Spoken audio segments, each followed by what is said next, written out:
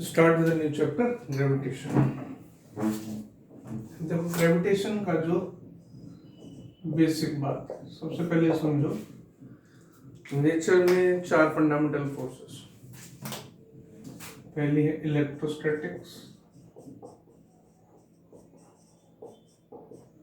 Charges के बीच में, gravitation,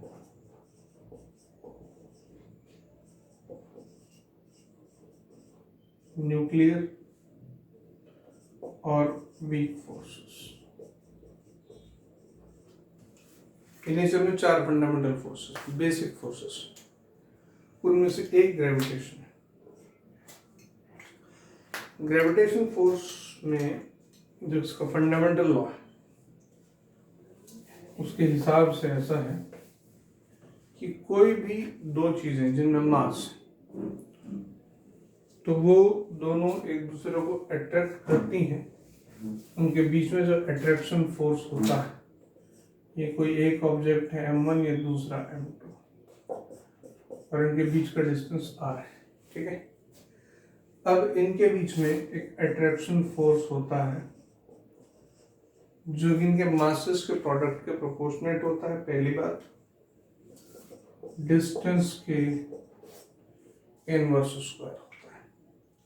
इसको इकट्ठा करते हैं तो ये बनता है m1 m2 by r square. Proportionality के रिलेशन को इक्वलिटी में बदलने के लिए हम एक कांस्टेंट लगाते हैं तो ये हो जाता है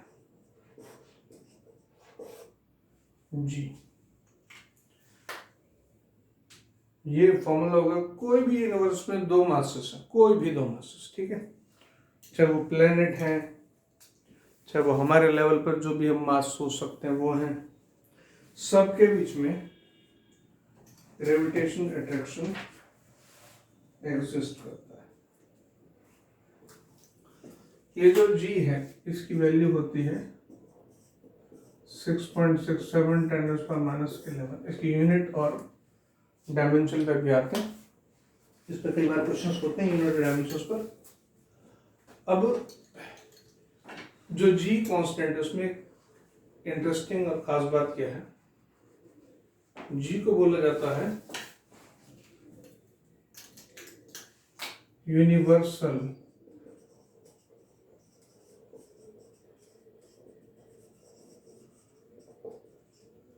ग्रेविटेशन कांस्टेंट।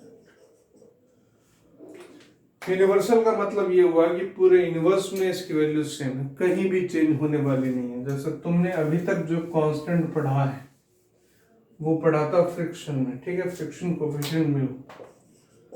अब फ्रिक्शन कोफिशिएंट तो बहुत डिफरेंट सिचुएशन में इसकी वैल्यू अलग अलग होती है, डिपेंड्स अपॉन सरफेसेस।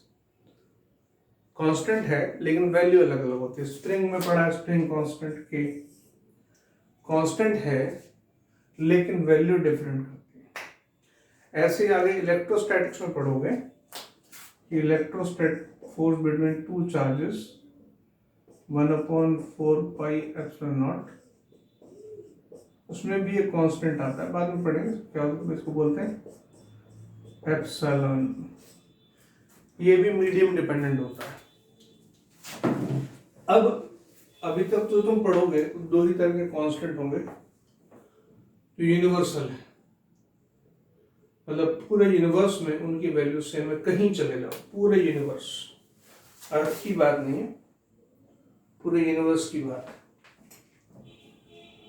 तो इस कांस्टेंट की खास बात क्या है कि पूरे ब्रह्मांड में, पूरे यूनिवर्स में इसकी वैल्यू फिक्स है।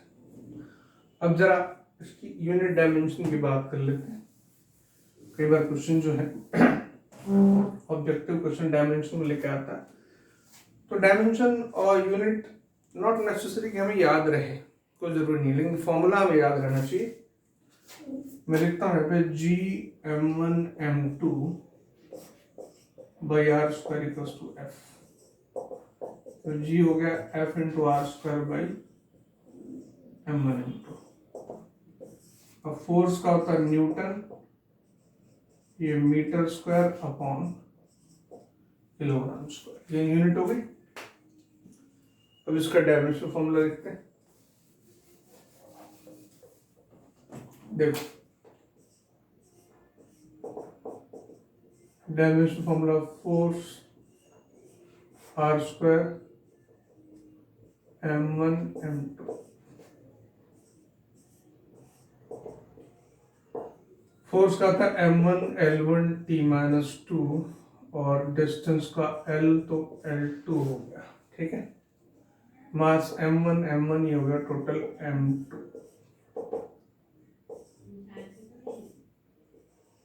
m1 l3 t-2 ये यूनिट हो गई और इसका डायमेंशन फॉर्मूला होगा।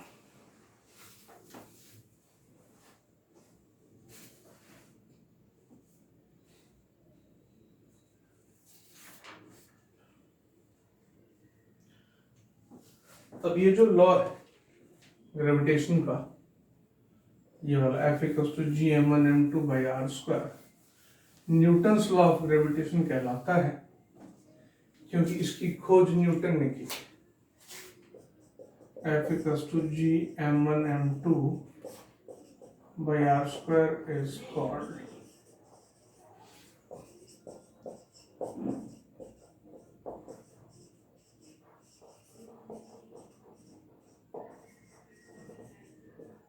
न्यूटन्स लॉ ऑफ ग्रेविटेशन, ठीक है।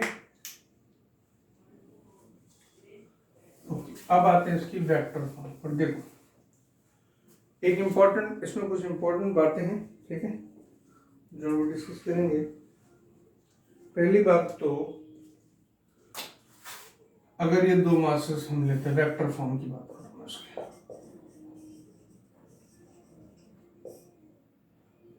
ये एक मास है m1, इसका पोजीशन वेक्टर है r1, ये m2, इसका पोजीशन वेक्टर है r2, ये बना r21। तो फोर्स का जो फॉर्मूला है तो यहाँ पे लिखा जाएगा F equals to -g m1m2/r21² r21 cap, force on 2 due to 1। मतलब नेगेटिव साइन का मतलब होगा फोर्स अट्रैक्टिव, ठीक है। तो r21 जो यूनिट वेक्टर है उसको ऐसे भी लिखा जा सकता है r21 वेक्टर अपन r21 का मॉड, या फिर r21 अपॉन, इसमें मॉड ना भी लगाए तो भी डायरेक्ट ऐसा लिख दे, तो ये हो गया F21 -g m1m2/r21² r21/r21, ये फॉर्मूला बन जाता है F21 -g m1m2 r21 vector upon r21 cube, ये फॉर्मूला बनता है। नेगेटिव साइन का मतलब होता है अट्रैक्टिव फोर्स,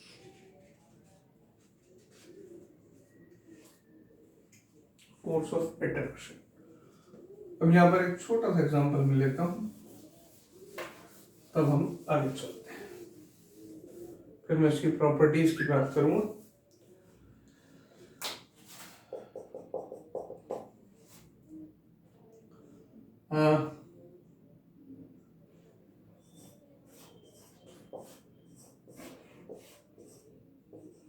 ये m, ये 2m,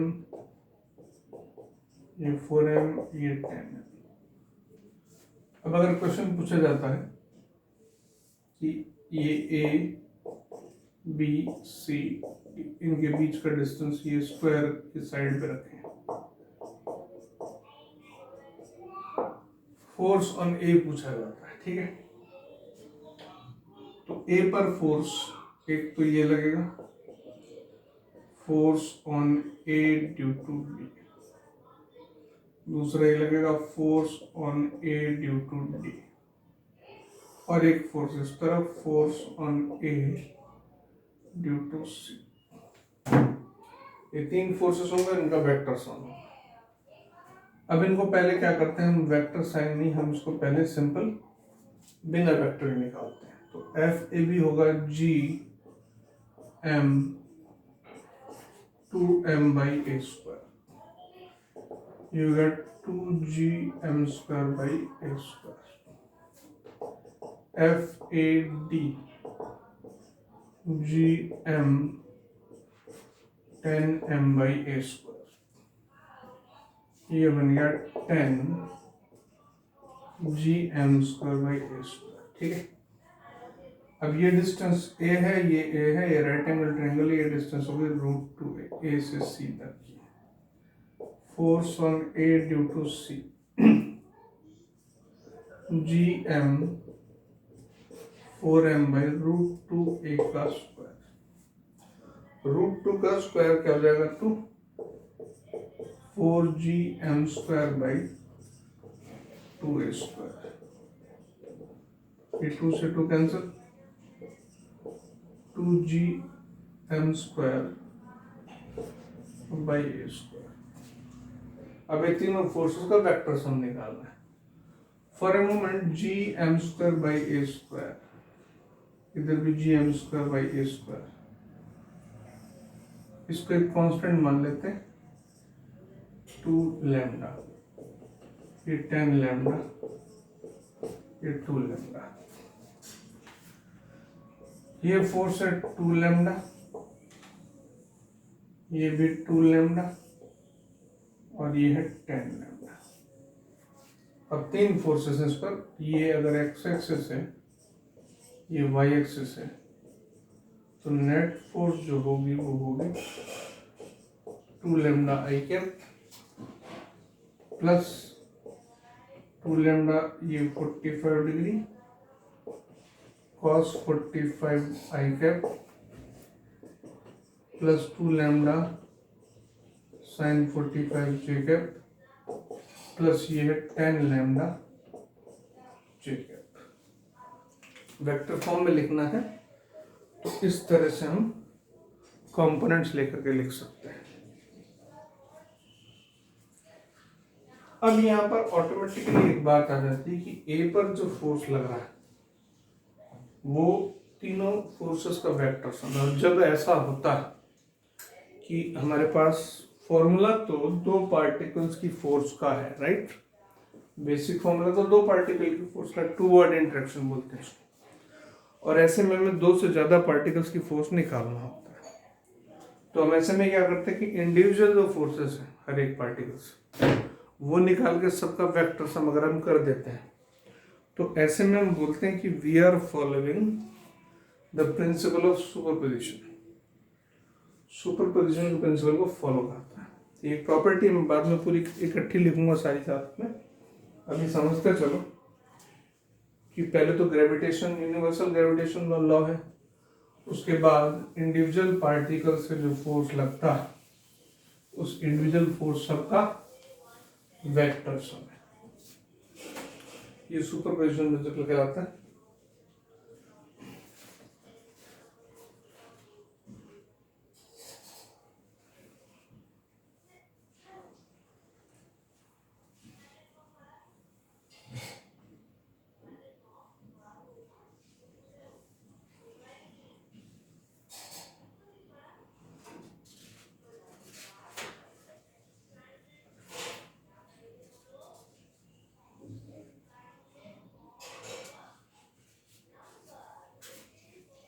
एक क्या क्वेश्चन करते हैं, देखो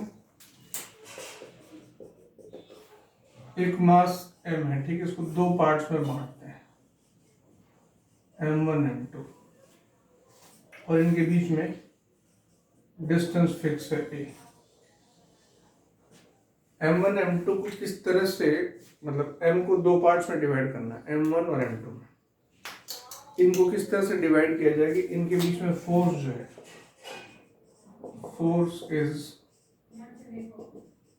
मैक्सिमम, ठीक है। अच्छा, अब मान लो ये m1 लिया मैंने m और ये लिया capital M minus small m।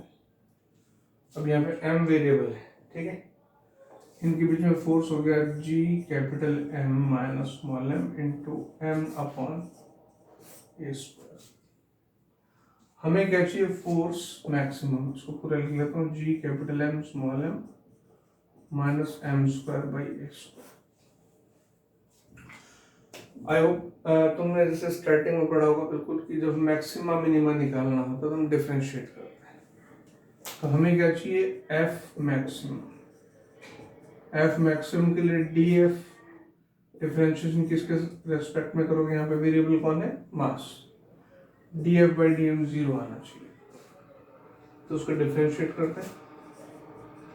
D F by D M 1 by A square बाहर, डिफरेंशिएशन होगा सिर्फ इसका, G capital M small M.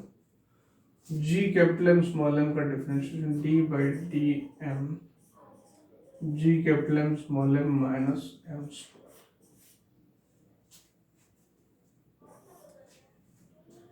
यह 1 by A square G capital M small M by D M minus,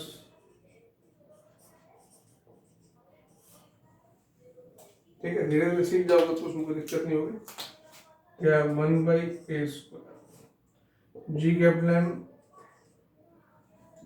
constant differentiation small M का होगा, small M का differentiation 1 आएगा, M square का डिफरेंशिएशन 2m आएगा, ठीक है। तो हमारे पास फाइनली जो रिजल्ट आता है वो आता है डिफरेंशिएशन जो आता है D F upon D M 1 by A square G capital M minus, और ये किसके बराबर होना चाहिए, 0। तो 0 के बराबर होगा तो यहाँ पे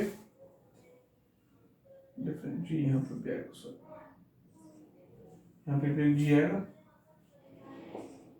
जी capital M is equal to 2m G, ये जी से जी कैंसिल, स्मॉल एम हो गया m बाई। ऐसे देख लो, कैपिटल एम को दोस्तों बांटा m बाई 2 m बाई 2। अब कैपिटल एम के दो हिस्से किए, m1 और m2, दोनों आधे आधे, m बाई 2 और m बाई 2। अब m बाई 2 ऐसे देखो कि दो m बाई 2 ऐड करेंगे, हम टोटल m आएगा। इसको और इसको बांट सकते थे, m बाई 4 3m बाई 4। अगर तुम किसी नंबर को दो हिस्सों में बांटो, ठीक है, मान लो कोई भी नंबर उठा लो, ठीक है, जैसे कैपिटल M जो है वो 10 है, इसको दो हिस्सों में बांटना है। ये 2 8 भी हो सकता है, 3 7 भी हो सकता है, 4 6 भी हो सकता है, 5 5 भी हो सकता है। अब इस केस में इनका मल्टीप्लिकेशन मैक्सिमम है, इनका मल्टीप्लिकेशन ये हो गया 16 21 24 25। अब ये 6 करोगे ये वापस 4 हो जाएगा, वही चीज वापस आ जाएगी। दो नंबर्स, अगर एक नंबर को दो हिस्सों में बांटना है और दोनों का सम वापस वही नंबर आए, तो ऐसे में उनका मल्टीप्लिकेशन मैक्सिमम तब होता है जब दोनों की वैल्यू सेम होती है। तो ये एक तरीका है, एक थ्योरम से समझ लो। एक नंबर को ना दो टुकड़ों में बांटना, कोई भी नंबर उठा सकते हो, 20, इसको 10 और 10 में बांटोगे तो मल्टीप्लिकेशन मैक्सिमम आएगा। बाकी सब बांटोगे तो मल्टीप्लिकेशन इससे 10 इंटू 10 100 से कम आएगा, राइट।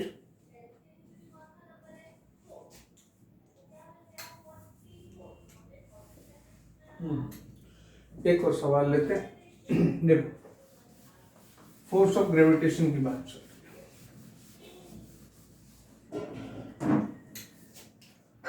सर्कुलर मोशन मैंने तुम्हें अच्छे से समझाया था कि कोई पार्टिकल अगर सर्कुलर मोशन कर रहा है, कोई m मास का पार्टिकल है, v स्पीड से r रेडियस के सर्कल में घूम रहा है, तो इस पर एक mv square by r force लगना चाहिए। मतलब ये इसकी जरूरत है, नीड। ये कहां से पूरी होती है वो अलग बात है, इसको बोलते हैं सेंट्रीपिटल फोर्स। जो रिक्वायर्ड फोर्स है वो फोर्स सेंट्रीपिटल फोर्स कहलाती है। अब ये सेंट्रीफ्यूगल फोर्स कहाँ से मिले वो अलग कहानी। जैसे अब मैं यूं कहूं,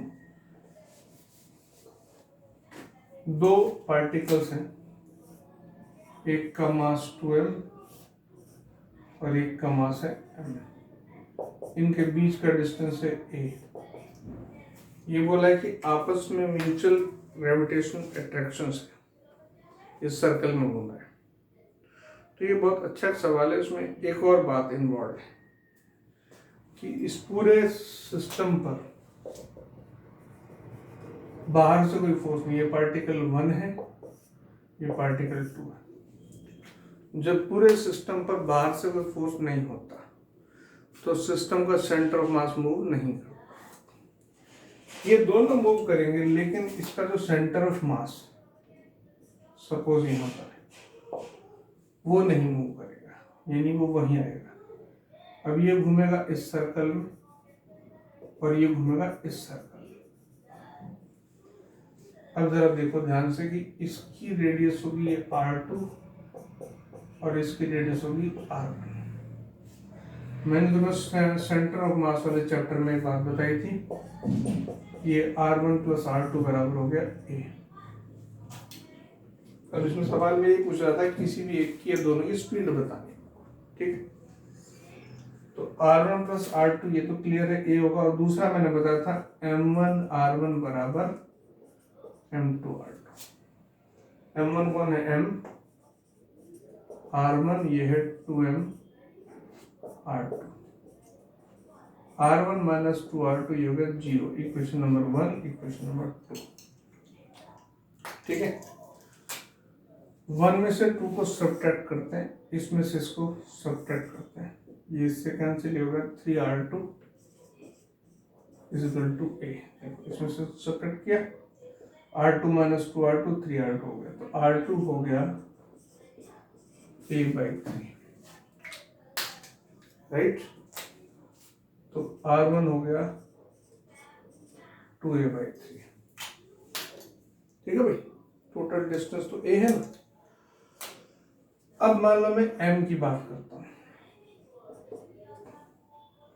तो M की स्पीड मान लो v1 है, mv1/r1। इस पे फोर्स कौन सा है, सेंट्रीफ्यूगल फोर्स, सिर्फ ग्रेविटेशन फोर्स है, gm 2m/a²। ध्यान देना डिस्टेंस दोनों के बीच का लिया जाएगा। यहां से m से m कैंसल, v1² हो गया r1/a² g2m। r1 कितना है 2a/3, 2a/3/a² 2gm v1² है, v1² हो गया 4/3 gm/a। v1² आ गया, इसका रूट करोगे v1 आ जाएगा। ऐसे ही v2 निकालते हैं,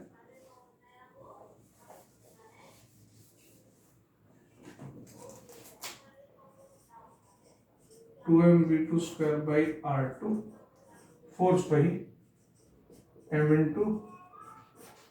2m/a²। फोर्स तो दोनों पे सेम होगा, 2m से 2m cancel, v2² r2 gm/a²। v2² r2 कितना है a/3, a/3 gm/a², ये हो गया gm/3a। वो शानदार सा सवाल है, इसमें सेंटर ऑफ मास का कॉन्सेप्ट भी आ जाता है। Centre of mass external force जब होगी तभी चलेगा। यहाँ ग्रेविटेशन फोर्स दोनों पार्टिकल्स की इंटरनल फोर्स, 1 2 पे लग रहा है, 2 1 पे लग रहा है, बाहर से कोई भी फोर्स नहीं लग रहा है। तो ये फोर्स कैसी होगी, इंटरनल होगी। Internal force centre of mass को मूव नहीं कराएगी, सेंटर ऑफ मास जहां है वहीं रहेगा। अब ऐसे में ये दोनों जो घूमेंगे अलग अलग रेडियस के सर्किल में अलग अलग स्पीड से घूमेंगे, लेकिन इसमें एक कॉमन बात होगी, रोटेशन मोशन में हम पढ़ चुके हैं। अब तुम सोचोगे ये कैसे पॉसिबल है, बिल्कुल पॉसिबल है। देखो ये 2m, ये m, इस सर्किल में जब भी घूमेंगे तो एक बात समझो कि ये ऐसे रहेंगे, सेंटर ऑफ मास यहीं पर रहेगा, और ये जो एंगल बनेगा दोनों का वो सेम होगा। अब एंगल बनेगा तो ये जो आर्क है ये दोनों का डिफरेंट है, क्योंकि इसकी रेडियस r2 और इसकी रेडियस r1, ये दोनों अलग अलग है। ये घूमेगा, ऐसे घूमता जाएगा, ऐसे चलेगा। देखो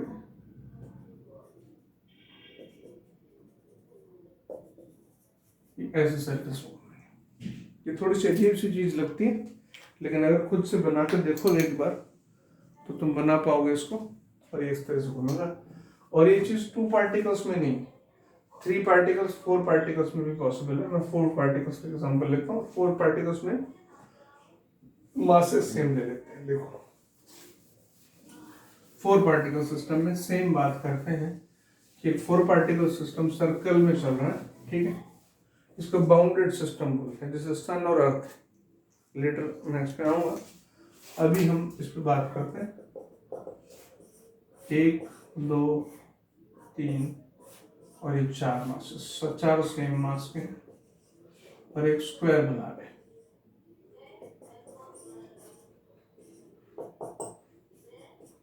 इसमें पूछा जाता है कि स्पीड क्या होगी, हालांकि इस केस में क्या होगा, इस केस में हमें पता है कि सेंटर मास जो है एग्जैक्टली जो स्क्वायर का सेंटर है वहीं पे आएगा, और हर एक की रेडियस सेम होगी। ये r, ये पूरी डिस्टेंस होगी 2r is equal to √2a। तो r हो जाएगा a बाई √2। ये चारों इस सर्किल में घूमेंगे और स्पीड भी सबकी सेम है। तो यहाँ पे जो mv² r है वो कहाँ से मिलेगा वो देखना है। कोई भी एक पार्टिकल ले लो, सपोज ये पार्टिकल है, इस पर एक फोर्स, इसको पार्टिकल 1 2 3 4 बोल दिया। F12 force on 1 due to 2, इधर से F13 force on 1 due to 4, और इधर से F13। अब देखो जरा, F12 का मैग्नीट्यूड और F14 का मैग्नीट्यूड, डिस्टेंस सेम है तो सेम आएगा, gm²/a², ठीक है। और दोनों फोर्सेस कितने पर है, 90 डिग्री पर है। तो F12 प्लस F14 का जो रिजल्टेंट आएगा, दो फोर्स जब 90 पे होती है इक्वल, तो रिजल्टेंट ठीक बीचों बीच आता है। अगर ये भी F है ये भी F है तो ये आती है √2f। तो जाएगा √2gm²/a², इन दोनों फोर्सेस का रिजल्टेंट। F13, अब ये जो फोर्स, ये इनके बीच का डिस्टेंस है 2r, और r कितना है, ये 2r √2a। तो जाएगा gm²/√2a का स्क्वायर। तो इनके बीच में फोर्स हो गया gm²/2a²। वो ऑलरेडी इस तरफ है। अब नेट फोर्स जो हो गया वो ये प्लस ये √2 gm²/a² प्लस gm²/2a²। ये नेट फोर्स होगा। नेट फोर्स किसके बराबर होना चाहिए, mv²/r। mv²/r। अच्छा, r कितना है, a/√2, a/√2। इसको सॉल्व करेंगे तो हमारे पास आंसर आएगा। देखो ये m, एक m cancel, √2gm/a² plus gm/2a², √2v²/a, एक ऐसे एक कैंसिल, यहां से भी निकल जाएगा। तो एक बेसिक आइडिया है, ग्रेविटेशन फोर्स का विद दीज एग्जांपल्स.